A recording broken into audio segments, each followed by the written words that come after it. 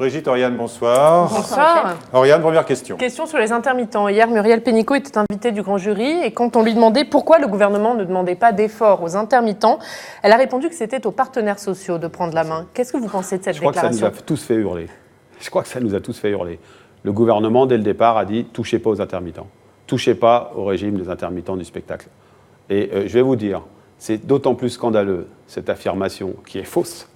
D'autant plus scandaleux. Deuxièmement, alors, elle cumule les mensonges. Je vais vous dire, il n'y a jamais eu la question des intermittents sur la table parce qu'on nous a demandé de ne pas la traiter. Ah. Et cette affirmation, elle est d'autant plus fausse que moi, j'ai fini la réunion avec le Premier ministre. Je n'ai pas l'habitude de raconter les réunions. Mais la réunion avec le Premier ministre, je vais vous dire ce que je lui ai dit à la fin.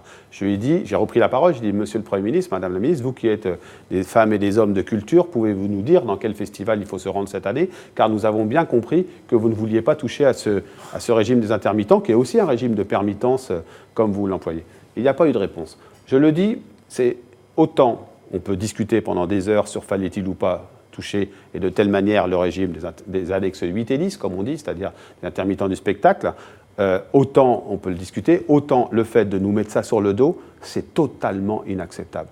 Totalement inacceptable et c'est cynique. Parce que c'est le gouvernement, je le répète, qui n'a pas voulu y toucher. Il a sa raison, mais qu'il ne nous mette pas ça. Est-ce que c'est une lâcheté qui s'ajoute au mensonge ? La raison, c'est que c'est très difficile aujourd'hui de toucher à un système qui est très coûteux pour l'assurance chômage, il faut le dire. Déficit d'1 milliard d'euros à peu près. Et qui est utilisé notamment par l'audiovisuel et notamment par l'audiovisuel public.